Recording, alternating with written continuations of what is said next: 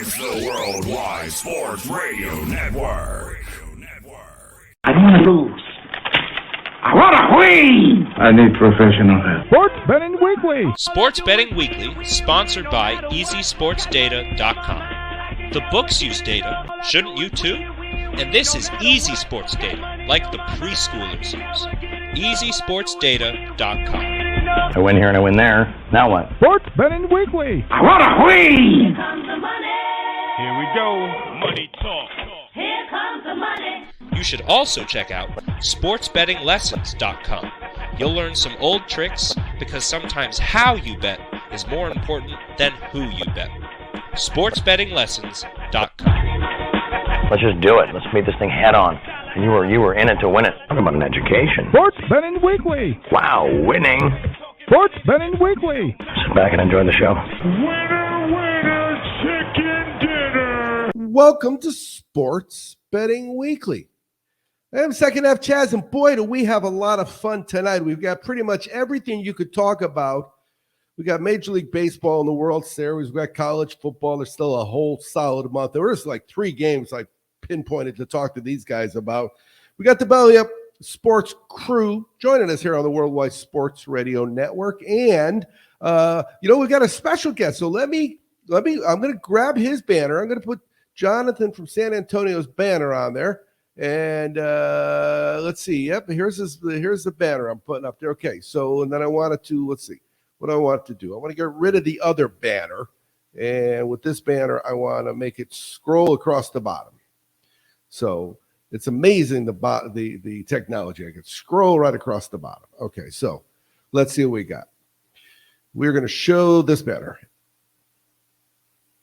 You can cash tickets on Jonathan's Plays 2. He's on Vegas Insider, and you can get the link on Twitter at JohnJorkin6. Are you actually the 6th in your line? Or hold on. I muted you for the start here. Or are you the 6th John Jorkin on No, it's John Jorson VI for Vegas Insider. Oh, VI. There you go. I actually knew a kid that had a christening for his baby, and the baby was the 6th. Yeah, no, not me. Dad was the 5th, and the baby was the 6th. Hey, all right. So before we get to the Blackhawk West, we're going to ask Jonathan a quick trivia question. Do you know who has the number 1 against the spread win percentage currently this season in college football? Number 1 against the spread in college football? Yep. Man, I don't think I do. Okay, not a problem. I'm going to let Wes answer. Can I double down? Can I? You could just guess. I'm not going to guess. It's the University of Texas, San Antonio. I know. And he's in San Antonio, and he didn't know that. Obviously, you haven't been right in that freight train, because when the Aztecs were 7-1, I know they're 7-1. I bet on them twice. I have not. Oh man, keep it going. Double down on that stuff. Wes said you were shaking so hard you looked like it was Blackhawk West Bobble Night here on Sports Betting Weekly. Well, I was hoping that it would be like. I was hoping it would be like, championship football giveaway. Please. All right, so I got that covered. And tonight's funny because we got Jonathan from San Antonio. We've got Joe from Connecticut. Now, these are the names we gave them when they first started calling on the radio show. But we don't need to know where Blackhawk West is from because he's got Blackhawk at the beginning of his name, All right, so what else? Tonight, Thursday Night Football, both teams are 6-1 against the spread. That's got to end for one of them. So let's go out to Blackhawk West. I know that I mentioned to you that I was on Coastal Carolina early. Do you have any other action on any other games that have already started that we could check into for live action?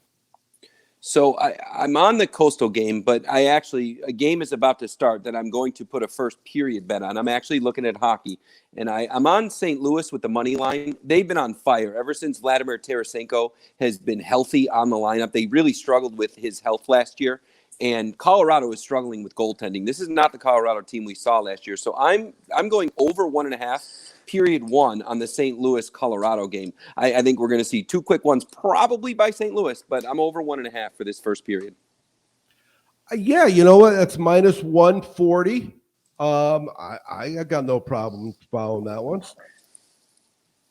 Not at all. So I'm going to put my first live play in, but I did go live right. I told you guys right before we went to air the team total over for the Coastal Carolina juggernaut that really, they got beat, but the last 2 years they've just been a great team to watch. Not only to bet on.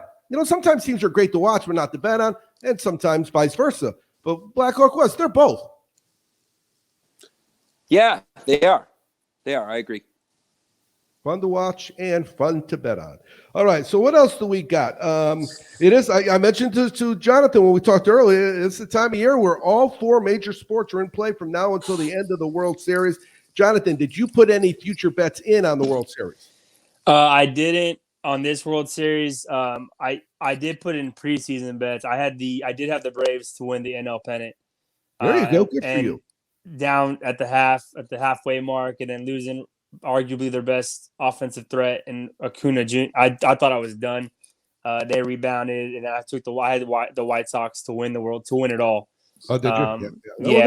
They were there. I didn't put any other season bets in, even when the playoffs started. I did put a series bet in once the matchup was set. I do have the Braves. Yeah, I almost went in live on a series play once the Braves lost the first game on Houston. And then I thought to myself, I got enough stuff on my plate. What am I doing betting? Because I don't bet normally futures, but you do, Wes. I know you've got, a matter of fact, you're pretty good where, a lot of people pay themselves first and throw a couple bucks in a jar on the counter of their bedroom or their desk. You do that with future bets. I do, and you don't miss it. And I do it when I cash. So, I cash, I throw a couple bucks. For the first couple weeks of college, I was on Florida State to win the conference. I felt like it was time. I stopped doing that because it was like burning dollar bills. But right now, I keep throwing money on Dallas Cowboys to win the Super Bowl. There's still some favorable odds. They have yet to have a truly bad game and lay an egg. So I kind of pay it as a tax. 1 or 2% of what I'm cashing, and you just keep going. I don't like to tie up, you'll hear John from GMF say the same thing. I don't like to tie up a lot of capital and have to wait 3 months for it. I can get it back in 3 hours at the end of this football game. Yeah, but if the odds are right and it's a fun play that is a long-term play, there's nothing wrong with that. I mean, Dallas this year is 6-0 straight up and 5-1 over. They were 18-1 for the season. Yeah. So all right, so what else I got here? Okay, no, I will not be seeing you. I will be seeing you Saturday morning, guys. If you want to hop on the Worldwide Sports Radio Network at 8 o'clock, our time, San Diego time, for Wake and Bake and a few other things. Wake and Bake's my favorite. I love Saturdays in Canada, don't get me wrong. And the data, when we talk about the data in soccer, I tell people, I must have said it 19 times on this week's show, that if you are betting soccer, you're missing out. You really are. But next week, it is Breeders' Cup, Blackhawk West, and we have Joe from Connecticut joining us in the middle segment to go over some, not really plays, because as you know, though you pretty much know who's eligible to run, you A, don't know who's running, and B, you don't know where they're running from. And I talked with him earlier, too, today, Blackhawk West. In any race, whether it's humans or animals, your post position's important.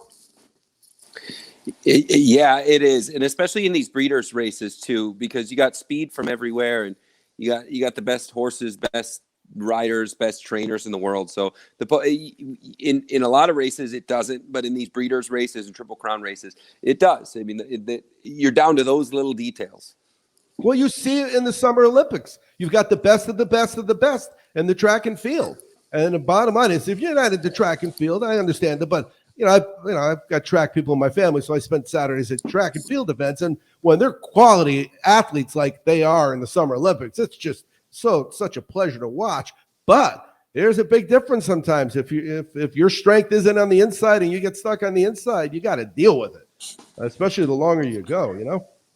All right, so what else do I know? I'm going to have Wes keep us abreast of the college football situation because I have trouble, as you know, doing multitasking.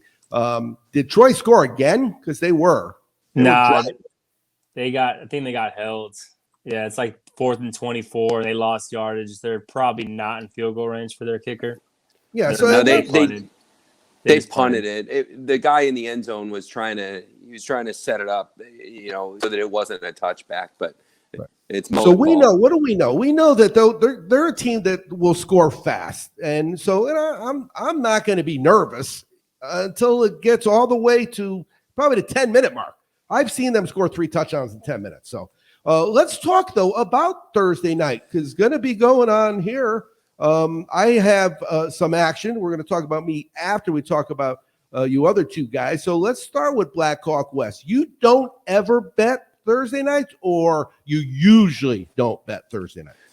I will not go into a Thursday night NFL game with a point spread wager. I just think it's an easy way to lose. I will be opportunistic within the game if you see a huge, like if Zona were to go down 14-0 tonight. Yes, I'm not going to walk away from an opportunity like that. That's too juicy. But I won't go into the game with a wager up front. No, I appreciate that. You've been consistent since I've known you. What about you, Jonathan? Tonight, are you on this game? It's going to be a great football game. Yeah, I'm on this game. I'm on a nice little run here. I think I'm like 17-9 or so my last few plays in the NFL. I'm actually going to be on the Packers tonight. I think at +3.5. I'm probably not touching the game at all. Once Devontae went out, I think it's crazy that he's worth 3.5 points, in my opinion. Quarterback goes down, cool. But if you look at Aaron Rodgers, he's won the last 6 games without Devontae Adams since 2019. He can win without that guy. He's a great quarterback. He's a great athlete. He'll get other things going. Plus, the Cardinals struggle with the run. Can't stop the run. Dalvin Cook tore them up. They only won that game by 1. And if you look at the Cardinals, who have they beat? I mean, they beat the Titans without their play caller in week 1. The offensive coordinator was not playing due to COVID, or not there due to COVID. They beat the Browns without Nick Chubb. They barely beat the Vikings, who ran all over them.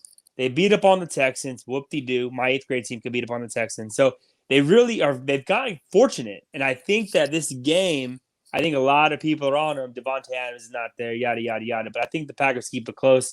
And there's a possibility that Aaron Rodgers gets one of his linemen back today in Bakhtiari. So that's kind of, we'll have to see if he plays or not. But NFL, 7 points, I'll take the points. Yeah, and Wes talks about that all the time, but I couldn't go back. I'd have to go back a while. My Easy Sports data that I printed for today is, let's look at what happened so far this year and what happened last year. And the last time I could find the Green Bay Packer dog, it was like first game of the year against Minnesota last year. They were getting 1.5. Oh, no, they got 3 against the Saints. Otherwise, they haven't gotten 7. You got 1.5 against the Colts. And let's see, that's it. Otherwise, they're San Francisco at the beginning of the year. And they went there. There was a time when I think Rodgers was hurt for a couple games, and they were probably dogs then. But with Aaron Rodgers, you don't get 7 points ever. So yeah, I told my son, I said, you know what, I would have no problem betting that. But I did what Wes said. I didn't go with the point spread. I went with the Wes is clapping. I went with the under. And the reason I went the under is because A, you got some guys out on Green Bay, but B, Arizona's defense is pretty good. You're not undefeated for a reason. You get undefeated because you beat people. Whether they stink or not, yeah, that's a relative thing. And, of course, all the bets that you make before the game are hoping that you're right on your opinion. Well, we love the live action because the live action, at least you get to see a little bit of what you're betting on before it happens, So that's what I've got. I went with the under. Not a big bet, a small little bet, but I wanted to have some action because I looked at Arizona's numbers and I saw they just don't give up points. But like you, Jonathan, I wasn't giving Green Bay a touchdown. That wasn't happening. So I want, conversely, I leaned on the over in this game.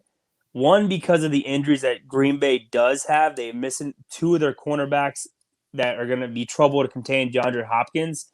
And if you look at the Cardinals, against any team that's semi-competent in running the football, they gave up points. They can give up points. And I think it's going to be one of those fast-paced games, kind of get out the box. I don't have enough info to do either, but if I was going to bet it, I would have been on the over. He's Yeah, clapping over there. I think that this is a game where, you know what, it could be a tale of two halves. It really could be. Like Blackhawk West said, you could see something happen early that changes how you look at this game, and that's what I'm going to do. I'm going to wait around for live action. However, I would like to get 7 of those 15.5 points with Coastal having it on like the 3-yard line. So I'm going to keep in touch of that one. And then I think what we're going to do is this. I cannot tell you. I think it was Wes. I told somebody. I talked to a lot of people on Dave's shows, and especially when we're doing both shows this week. I said it's I have sports betting. Christmas will always be my number one, but number one is the Kentucky Derby, no doubt about it. And then every year we go for the AFC NFC Championship games. We get 2 games in Vegas. So we have to see Johnny D and meet some guys in Vegas that we usually haven't met before. And then the third time is this next weekend, Saturday, Breeders' Cup. That's the third best day of my sports betting life. So I am really, really excited. And we're going to get Joe Jr. on. And I mentioned to him, because, you guys have always been on the show together, but it was one phone call after another. We didn't hang around and talk like we do now. And so what happens is Joe from Connecticut, grew up a horse guy, and he's a numbers guy. He's like, he could be, if Wes had an old kid, it would be Wes's kid. So when you come back, we're going to start talking Breeders' Cup, and I'm going to be doing it for, 9 straight days, and I'm looking forward to it. You're listening to Sports Betting Weekly. It's the Worldwide Sports Radio Network. Sports Betting Weekly. You keep lying when you ought to be truthing. And you keep losing when you ought to not bet. Sit back and enjoy the show. Winner, chicken dinner. Welcome back to Sports Betting Weekly. I am Second Half Chaz, and if it is 8:16 in New York, where you are, then you're watching this live and you're catching tickets because every single NHL team has already got a goal. So we got one of the games. However, I was following Wes. I didn't remember, Wes. Which game did we bet on? Which one was it, Wes? Text me. Huh? Oh, maybe you can't. It was a Penguins. It was a Penguins game last year where they just goal after goal after goal. They kept popping them in. But we have a game that we bet the first period, and they all scored, so I know I'm in good shape. I got a goal early, right? What did you tell me to bet? I just bet it live. Oh, St. Louis, right? St. Louis, Colorado. They just St. Louis. Yeah. They didn't score? When I was online, they showed everybody had a point. I don't know. We'll figure it out as we go. Let's do this. I got to tell you, Pugman, I had no idea there was a private chat section. I had this red X, like it says, like it was a notice, and I opened it up, and then you said, great stat. I had no idea what you were talking about, but now I know there's a private chat session. So you guys, if you want to chat while you're, maybe Wes froze. Yeah. There you go. I froze. You froze they DQ'd the goal. It was no way. Yeah. Oh, wow, that was rude. That was rude. Well, I mean, it was a power play goal. Much. In soccer, they've got that VAR video review. Oh, it's freaking brutal. So let's get back to Joe from Connecticut. We got Jonathan from San Antonio. We got Joe from Connecticut. We got Blackhawk West, which, of course, doesn't need it because you got the Blackhawk in front. John from GMF Sports Consultants. If he was here, we wouldn't know where he was because you don't know, but he's in Vegas. He's not here tonight, but he's in Vegas somewhere. So we got Breeders' Cup, and I mentioned earlier that horse racing is definitely something we've talked about on our show from day one. One of our first years when we were on ESPN, we went all the way to the Triple Crown races, and it was pretty exciting to see how the horses fall off. You start with them, and maybe in January you hop on a baby that just became 3, and you catch him at a price, and then all of a sudden he's not paying $9, and he's paying $7, and then he's paying $4, but he's winning, and you're cashing on him. That's not this. This is basically $30 million of races over 15 races or whatever it is. So I think it's actually 14 races, like 28. So it's $2 million a race. Joe, let me tell you, there's some quality names. We watched some horse racing this summer, so we know who's the horses out there. There's some quality names in these pre-race lineups. Yeah, I think the early lineup had 8 return winners from last year, with one actually just dropping out, Water of Australia from the Breeders' Cup Mile. But there's 14 races spread out over 2 days, spread out nicely so that you can sprinkle some bets in between. It's going to be a fun couple days of gambling. Yeah, we talked about it, and Blackhawks, Wes and I, we've bet horses together, not virtually. We've bet virtually together, and it really is. I mean, we talk about it. So you've got a trip. Your company's taking you to basically the Keys for the weekend, right? And so I'm going to it's not like a football game where you got to say to your boss, you know what, the game's on, because you can literally, I'm going to go take a walk, and in 2 minutes, right, Wes, the race is over most races are over in 2 minutes. But the only ones that aren't over in 2 minutes are, a mile and a quarter is basically 2 minutes. And if they start if they're jumping off of things or they're jumping over hedges, then there's a good chance that it's more than that. So I'm seeing Blackhawk Wes's everywhere I go. So let's talk about what I need to know to win money Breeders' Cup Friday, Breeders' Cup Saturday. First of all, Friday's the babies. Explain that and talk about Saturday's quality races. Yeah, so Friday, Saturday split's really interesting. Typically, Friday split is either all the 2-year-old races or all the female races.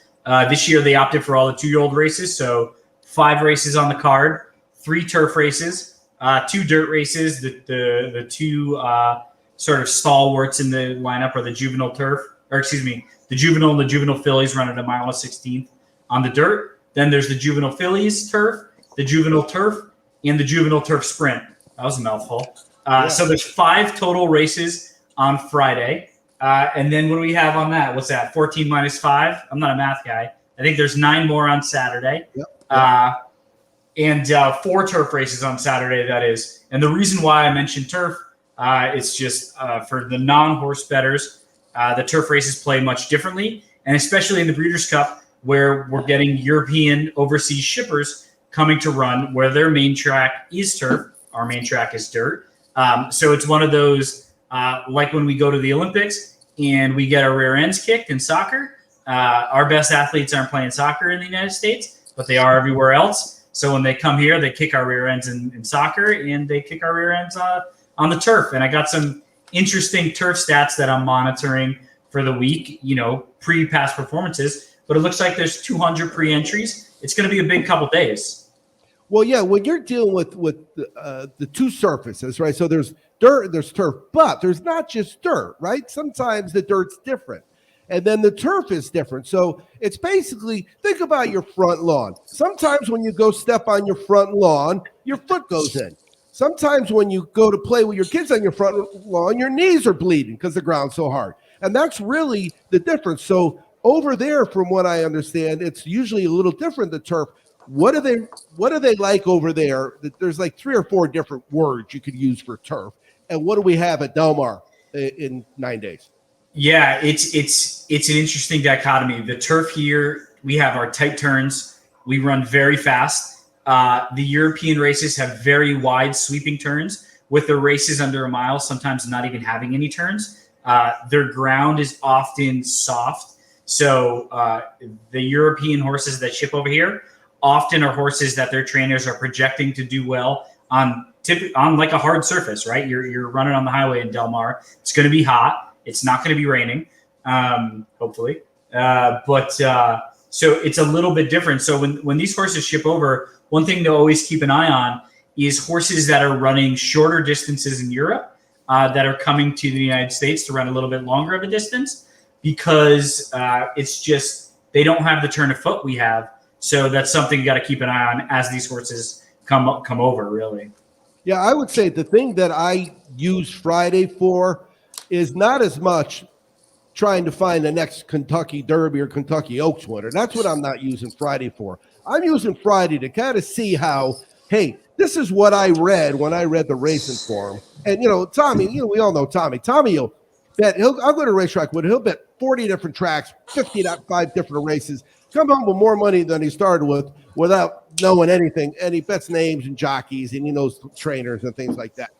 I'm betting the data. I'm going off the numbers. And so when I'm looking at those numbers, well, if I do good on Friday, guess what? I'll start reading Saturday. I will not touch Saturday's form until I see what happened on Friday with my plays, because if I was wrong, and when you're wrong, when you've got 1, 2, 3, 4, and it came out 5, 6, 7, 8, you were wrong. You didn't see the race the way it was coming out. And so that's the main thing I'm going to look at. And I'll do that even when I'm analyzing races for a track. Because you know how with the pick 4, it'll go dirt, turf kind of thing, or whatever order they put them in. But again, if the first dirt race you stake, well, your pick 4 is probably going to be out the window, because you're probably not going to win the last dirt race either, because you're just not reading the form well. So one of the things with the form, Joe, is there's a lot of information out there. What do you think is the most, if you could pick one thing out of the numbers that people should look at, what is it? On a non-Breeders' Cup, non-large racing day, I'm looking at trader win percentage. That's the number one statistic I'm looking at. On Breeders' Cup day, 0.2 or above is good there, right? Yeah, exactly. 0.2 or above, or if you got the special juices that Bob has out in California, 0.3.5 and above. But on a big day like the Breeders' Cup, that doesn't really matter. The best trainers in the world that win at 20% in every track are bringing their horses in with their jockeys that win at 20%. So that's sort of null, right? And the thing you got to look at, and it's hard, right? Because the one thing I would point to is speed figures, right? Speed figures try to balance track biases on that day with the time that was run, the time that was run on a day where it's rainy and cold versus a day that's, 95 and hot in California. What does that mean? How are they different?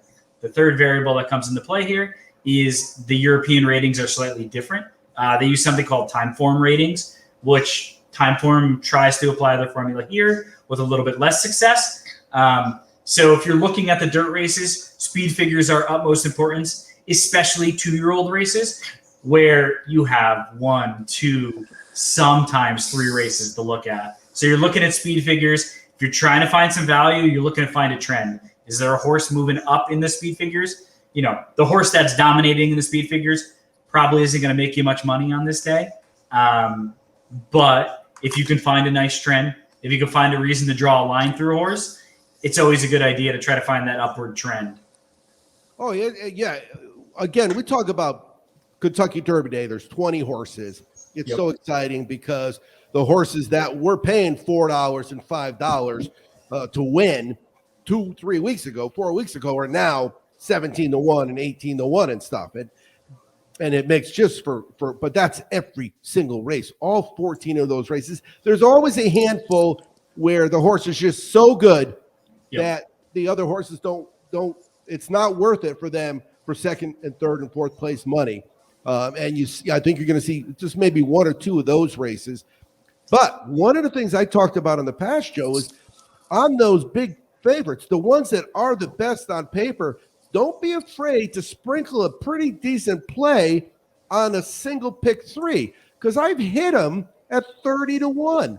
So I got the best horse in the 5th, with the best horse in the 6th, with the best horse in the 7th, and $10 got me $300 because the pool is so big, and everybody is trying to bet against the favorite. And Wes, how many times have we talked about with horse racing? You know what? The guys that are taking New England on the money line when Brady was there are getting worse odds than a horse that's going off and paying $380.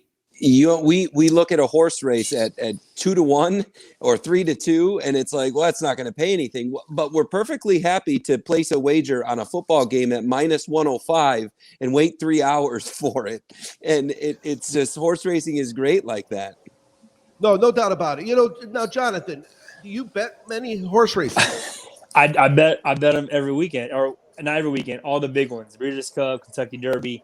If you think about going into a sports book with $12 with sports betting, you know what? If you get on a serious tear, yeah.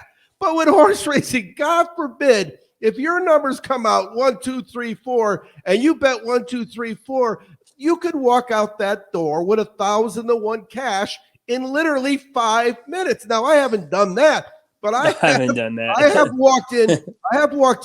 I did it in Vegas 2 or 3 times. Hey, you know what? I'm here. I'm going to bet horses. Oh, well, we don't know what to bet. Bet with us. How much do you need? Give me $100. We all put it in. We all have it. And they just run right like the numbers on the screen. And it looks so easy to these guys. I say, yeah, you know what? That was easy. That's why we're going to go over play 3-card poker. Because horse racing is not easy. So I don't know a lot about it. I actually follow guys like you. And well, Joe, think about it, right? The first thing we know is they take, you mentioned the 20 points for a good jockey or a good trainer. They take 20 points right off the top, the horse track. Yeah, the VIG in horse racing is crazy. The VIG in horse racing is just honestly nuts. It's legalized extortion, honestly. The money comes in, and unlike sports gambling, where the book assumes some risk with having to move the line, and, Chaz makes a bet at the Pats at plus 125, and then by the time the game goes off, they're minus 125, and I get minus 125. In horse racing world, Chaz then gets minus 125, and the track says, well, screw you. We're taking our 20%. We're moving the odds, and it is not fun. My Big Joe, my father, is the shutout king as he waits for the odds to drop last minute to see where they're going to land. It's a nice way to save money, as he's going to pick the loser anyways. No, I'm just kidding. Well, if you look at it that way, it's a free do-over. But I mean, honestly, horse racing is a tough sport to turn a profit in on a regular basis because of the VIG and the line movement you have to assume. But there's no sport and there's no gambling like it where you can walk in with $12 and walk out with $5,000 in literally 5 minutes. I mean, Yes. if someone like you remember, I was telling you, Wes, growing up with the Trotters, you had times where they just told you to bet. This is what you bet. Don't look at the form. These are Trotters. They got a guy. He's going to pull. Some of the guys are going to pull back. Some of the guys are going to hit. And if you got a horse and you're pulling back and I'm hitting, well, I'm probably going to beat you. There was a point when it kind of felt that way in Chicago harness racing. Uncle so-and-so, he was going to win tonight. Yep. I had that experience. I've told this story before on the air I'm coming down from when I lived in Laguna Beach on the train down the coast. It's just a beautiful to see ride down the coast to Del Mar. And there's an elderly lady. Now I'm a kid, so she might have been like 40, but I was in my 20s, so she looked like an elderly woman. And I said, you don't see a lot of I interrupt you. I said, you don't see a lot of elderly. Oh, we got to go. That's soccer. I'm not supposed to do it on hockey, I don't think, but I'll take the goal. So I say to her, you don't see a lot of elderly women. I didn't say that. Ladies. You don't see a lot of ladies reading the race form. She goes, well, my horse is racing at Del Mar, so I'm going down to see him. I said, well, how excited? She goes, oh, no, he's not going to win today. He's going to win next time. She said it just like that. So I watched I gave it 3 days, and then every single day I looked at the form, and I was sitting at a bar at the Pennant, which has a roof down in South Mission, right on the beach having breakfast, said, boom, there it is. It's running. I called up people. I got together like $170. Now, this is a long time ago when $170 in Mexico was more money than you really want to carry. And I went down there, and they were still writing with the chalk, like in the Sting. And they just announced the winner, just like they did in the Sting. And he paid $720. And we had 85 times. It was great. It was so great. But it was just a classic example of, don't tell me it's not rigged. When you know your horse is winning next time. All right, so let's stop what we're doing, and before we bid Joe adieu, we're going to get some updates. So let's get an update on the Coastal Carolina and the Colorado Blues game. So Coastal Carolina, I was clapping a couple minutes ago because they had an interception, but it was called back. They just now got a sack fumble on third down. So Coastal's up 14-7. They're about to get the ball back. It'll probably have 10 minutes on the board. So we're all alive. I'm on 18.5 and I'm on 15.5. You're on your 15.5.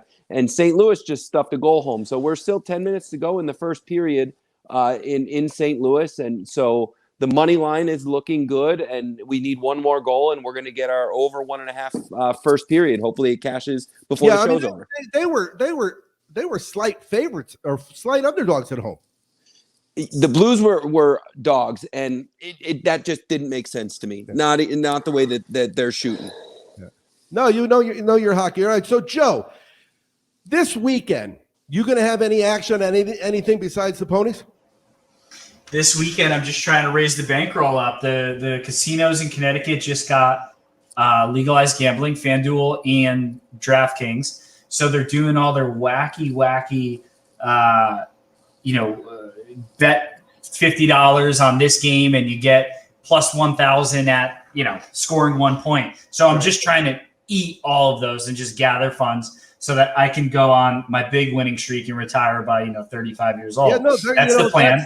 Take the money. Take the money when you can get it. The only reason you wouldn't take it is because of rollovers and stuff. And more times than not, those places, they've got rules. They can't just – it's not like offshore where they can do whatever they want, Yeah, there's rules. There's a gaming commission. Unfortunately for me, they're not ever trying to entice you to bet on EuroLeague or the KHL, which I run into problems with because those are my leagues I like to bet on.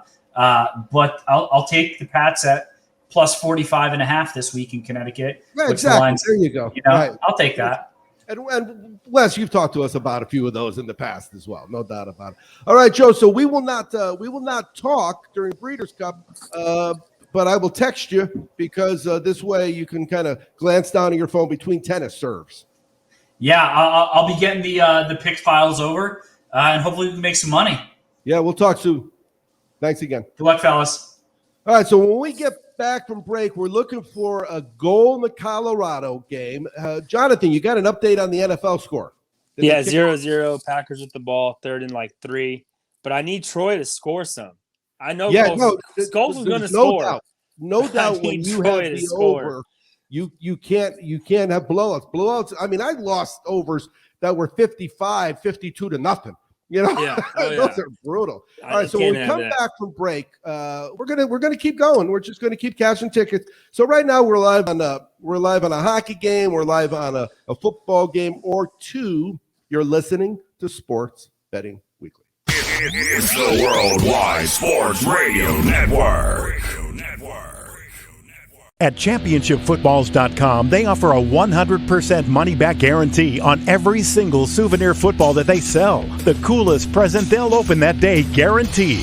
There's nothing worse than trying to find the right gift for somebody that already has everything. Whether that special present is for a New England Patriots fan or an Ohio State Buckeyes backer. Maybe Grams is a lifelong New York Giants supporter. Or your brother-in-law is a 12th man living in Seattle. Know a member of the Michigan State Alumni Association? Is there a better Father's Day gift for someone who's a Baltimore Ravens fan? Send them the coolest present they'll open that day, guaranteed. Now, if your favorite pro team is the Buffalo Bills or those Minnesota Vikings, well, they're sorry about that. Also, if you're a New Mexico State Aggies or Tulane Green Wave alumnus, not much they can do. After all, the name isn't nice effort, you had a pretty good season, footballs.com. The name is championshipfootballs.com. The coolest present they'll open that day, guaranteed. Hey, this is an important message. I'm Second Half Chaz from Sports Betting Weekly. Sports betting is supposed to be a hobby. It's supposed to be fun. If you're hurting yourself by gambling with money you don't have, check out our website for the Gamblers Anonymous phone number. When Vince Young scored on 4th and 5 in the 2006 Rose Bowl, two things happened. The Texas Longhorns won the NCAA title, and ChampionshipFootballs.com was born. From Texas to Alabama to Ohio State, and now for Super Bowl winners too. ChampionshipFootballs.com is the place for the coolest present they'll open that day, guaranteed. Now, 10 years later, ChampionshipFootballs.com has the autographs too. See if any of these names remind you of a special time in your football life. Michael Bennett, Lou Holtz, Joe Montana, Devin Smith, Jameis Winston, Rocky Blyer, Rocket Ishmael, Ara Parsegian, Mike Stonebreaker, Chris Zorich, Luther Bradley, Todd Light, Tony Rice, Lawrence Taylor, Dave Casper, Marcus Mariota, Rudy Rudiger, David Tyree. Enter the promo code RADIO and you'll instantly save $50 on any of the ChampionshipFootballs.com autographed footballs. ChampionshipFootballs.com. The coolest present they'll open that day, guaranteed. It's the Worldwide Sports Radio Network.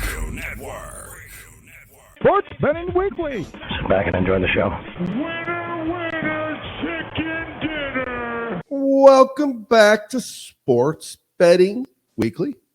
If you missed, so let's get back to it. If it's 8:39 in New York right now, then you missed Joe from Connecticut, but you can catch it tomorrow on sportsbettingweeklylive.com because he's got some great insight on horse racing. And really, I tell people, if I'm going to the racetrack, I don't go that often. I bet, we bet this summer a little bit. Remember Black Hawk West? We were doing some stuff. I don't go very often because the quality of the races, honestly, is just bad. Horse racing's in a decline. We've talked about it before, but not on Breeders' Cup. And, when I leave the door Breeders' Cup Day, I'm assuming I'm going to come home with a lot of money. That's my goal.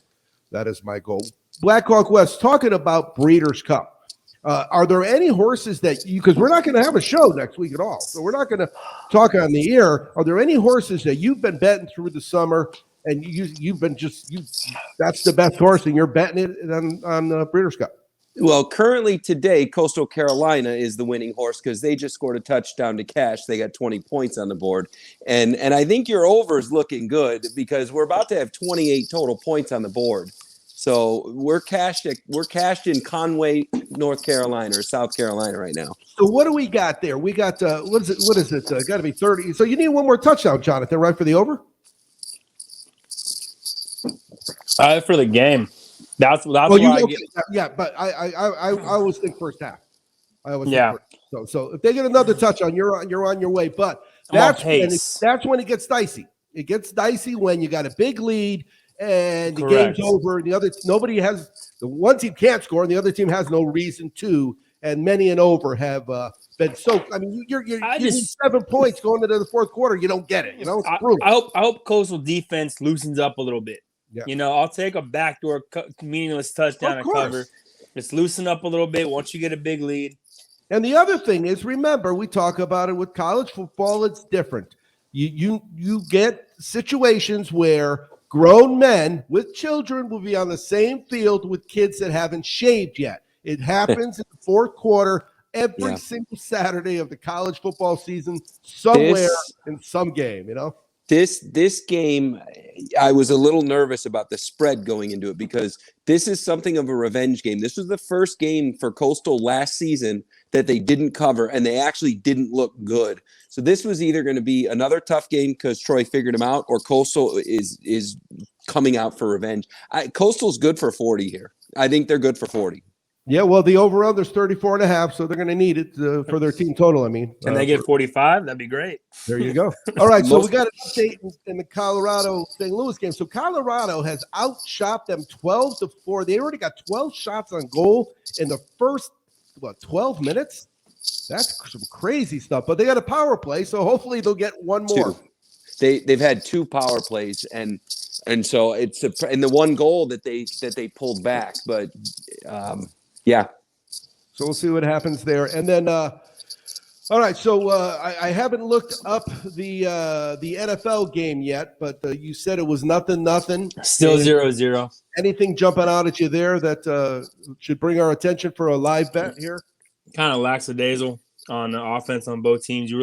I can't get a read on either. I mean, as I mentioned earlier, I have the under. So, and the main reason I bet the under was simply that touchdown. I've seen Arizona's defense is underrated. I think they talk about Murray, but nobody scores points on him. There is a flag, but they just scored. Maybe it's called back. We'll see what happens. All right, so what we're going to do now is we're going into our final stretch, but Black Hawk West, the Loudmouths come after us on Thursdays, and they have a Canadian football guy on there tonight. And I want to see if you knew his name because Speedy Petey sent it over. Let's see, Delvin Breaux, Breaux. I do not.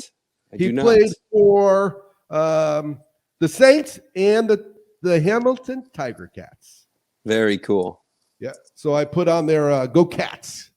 Let's do this. Let's see where we're at. Well, let's do some round robin here. I'm going to stay out of the loop because I'm really starting to get giggly because Breeders' Cup's coming. So let's go. We'll go Jonathan West. Give me a couple college plays. For this weekend, I actually don't have my college card ready yet. I'm actually doing that tonight. I only have tonight's games, just the over. I have a couple leans, but I have no exact plays. No leans. Swap it out with you got an NFL game? Oh yeah, NFL. I'm on the Titans. I think Titans. I know the Colts are playing very well. The only problem why I'm kind of hesitant on that is because that line got switched. They opened up at, I think Tennessee was -1. Now it's Indianapolis at -1, 1.5. I think a lot of people are seeing letdown spot in this situation. I just think overall they're a better team.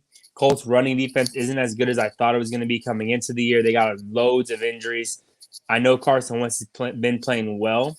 I'm just not buying into this letdown spot for Tennessee. I think Tennessee is for real, even though they probably should have lost to the Buffalo Bills.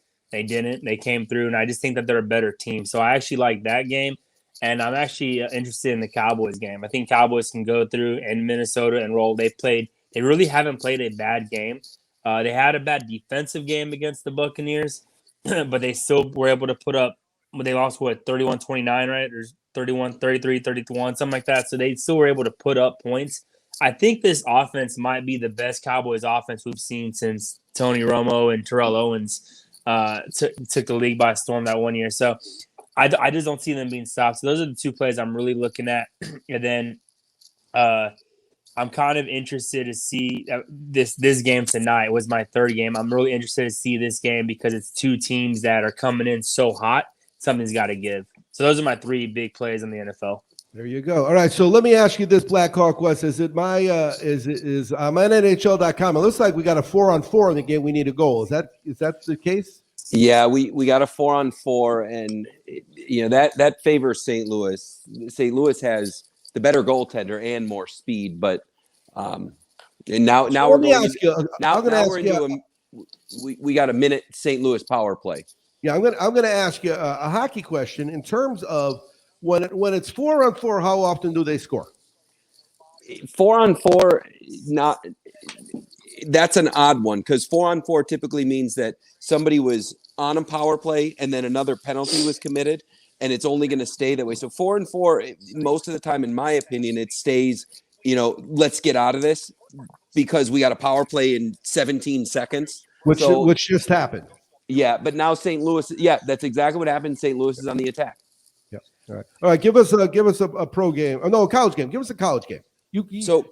Remember, if you want any CFL games from him, you got to tune in Saturday morning at 8:00 Eastern time, because that's kind of the deal we made. We cash a lot of tickets, and even though we've had a couple teams that helped us there because they just were really good or really bad. The middle of the CFL is pretty even. So if you want some winners, you got to tune in for Saturday at 8:00 on the Worldwide Sports Radio Network and on Belly Up Sports. Yeah. So talk to us about a college game. So college, there's two plays that I really like. The first one is it's not a game. It's not a game spread. It's actually a first half team total. I'm looking at. I saw that. That was nice. Yeah.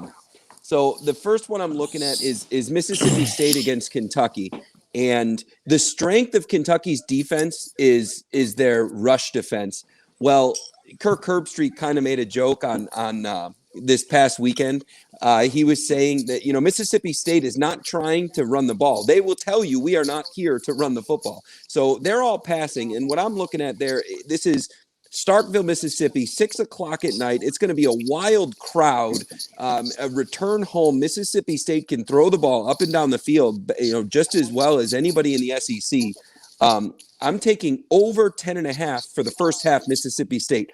I don't care if they lose the first half by 30. I like them to score over 10.5. Hey, let's talk. Since both of you guys are in the circuit contest, where are you this week, Wes, and have you gotten to where you're actually taking longer to make your calls, or you seeing it clearer and you're ready? Because the lines don't move in the contest, so it's not like you have to rush. It's odd because, I take my first glance. I don't look at NFL lines usually until Wednesday morning because I want to digest the weekend. I want to take a look I just want to feel what's going on in the world. And there's last year was the COVID impact. This year, it feels like between Gruden and Urban Meyer, there's some oddball thing going on that's going to affect the psyche. So I typically don't start to break down NFL until Wednesday. But then the circuit comes out, and the lines sometimes are half a point, even a full point off of what the lines were showing. So, but the circuit came out, and it was very close this week. And I mean, my mind is made up on picks. I'm going to wait until Saturday to send them to the proxy, just in case something weird happens, injuries or COVID or something last minute. But my picks are ready for the NFL, and I feel great about this week. COVID is still out there. There's no reason to rush because. It's not like the line isn't the issue. It would be you would not bet that game. You would make another pick. Well, I saw what happens when you change picks. It's not always good when you change picks. Sometimes it works out well. Sometimes it doesn't. How about you, Jonathan? I've been playing behind the 8-ball in this contest. I have a week 1. I was in Vegas. I got drunk and didn't put my plays in. So I paid $1,000. But I do have 20 victories under my belt. I'm off a 4-1 week. I've had 3-2, 5-0, and 4-1 weeks since week 2. So I'm steadily. I'm just outside the top 1,000 now, and I do see that I just got to basically continue picking winners. My goal is to hit 56. To me, that's only 3 more wins a week. That's all I need. I've already caught up because I already had a couple 4-1 and 5-0 weeks. I've made up for week 1. So now I just got to continue going 3-2. I just want to top 50 is my goal, just to be able to cash. Alcohol is Satan's tool. My mistake, but what I do so what I do now is I do the same thing. I look at it on Wednesday because that's at the end of the day the lines that come out at Circa. That's the lines I'm going to go off of for the contest. I don't need to look at it before. I don't really care what it was because I don't get that line anyway. Correct. So once it comes out on Wednesday, I'll kind of start doing some research and me. I think the last 5 weeks I think I've been on 4 dogs and 1 favorite. It's just the way it happened. So I'm really riding a lot of the dogs. Even that week when every single favorite hit in the morning, the 1:00 games, I still went 3-2 because I think I had one of the morning games and I took all the afternoon games. So it was one of those things where we got a winner. Colorado Avalanche goal for the hockey. On the second, it took them a second try, but we got it. So that's what I do. Yeah, so let's get to Blackhawk West. Give us a couple of those pro picks that are going to cash for you. So on the Circa and really the NFL this week, I love Jacksonville in this spot. Let me interrupt with some live. We lost Jonathan. All right, Troy got him a touchdown. Troy got a touchdown. Actually, Troy's running again, looking like they're about to score. So this game is about to be tied at 21. But we got our goal. We got our goal in St. Louis. Actually, that was a replay. So we're 21-14 out in Coastal. We've already cashed. We've cashed 2 before the show is over. It's a good place to be. He was mentioning being drunk in Vegas and not getting his picks in. I had a time I was drunk in Vegas and I was rooting. Oh, it was a big play. They broke a big one. Yeah. That's going to just amp up this team. This is going to be he's getting this over really easy. I think. I really do. I don't think that there's any stress point in the over. It was the Bears and Packers, and they were both just really good back then. Dominant NFC days when they were both real good, and it was the same play. They showed a replay, but I didn't know, and it was against me. So I'm screaming! I can't believe they let him score on the same play. Wow. So replays will get you. You got to be careful with replays. You never know. Yeah. All right. Before we get out of here, did we? I know that you bet the horses pretty much consistently through the week, and you find certain tracks you like and stuff. What about this weekend? Are you going to be doing anything pre-Breeders' Well, Cup? this weekend is the last. At work. This is the last weekend that we're open, so I'm going to be real busy at work. I was betting the harnesses out at Harrah's in Philly yesterday. Caught a couple nice races. I prefer to bet. The breeders and those big races, they're fun to watch, but to me that's like playoff baseball. I'll really pay attention to it. You get to know who the players are and everything else. I do better on your random Tuesday afternoon in the harnesses. It's just easier to read the forms for me. Well, no, but there's just a lot of less variables. Harness racing, I always loved it because there's just a lot less variables. There really are. It's all mile. Yeah. They're it's which fat guy's on the back, right? Right. There's another one where the post position is important in harness racing. No doubt about that. Yeah, it sure is. That the 8 really counts against you. Yeah. So it turns out that Delvin Breaux won't be on the Loudmouths here in the next 3 minutes. He had a power outage. I know there's a lot of power outages out there with those storms, so please be safe out there. And he'll be on next Wednesday instead. So just check it out. And again, if you got nothing else to do and you're watching the game anyway, turn the Loudmouths on because it is really comical. Their name is good. They just have opinions. And I guess, how would I describe it best? You know what, Wes? When we have difference of opinions, we're civil. They are not. They ain't. Civil ain't nowhere near that show. All right, No. One last time. How do they reach you? And I still need a tutorial on Chicago Options Trainers. I'm struggling, so we'll do that. Yeah. We'll talk about that this weekend. So you can find me on 151 Sports on Facebook, Instagram, Twitter, and my Discord page. You can Google it. It's Chicago Options Trader. We're giving out winners in the stock market, in the crypto market. That's been huge this past week. We had a huge win with Microsoft reporting earnings yesterday, and then we have our weekly podcast. So Chicago Options Trader on the Discord. Yeah, and as always, you can catch this show at sportsbettingweeklylive.com.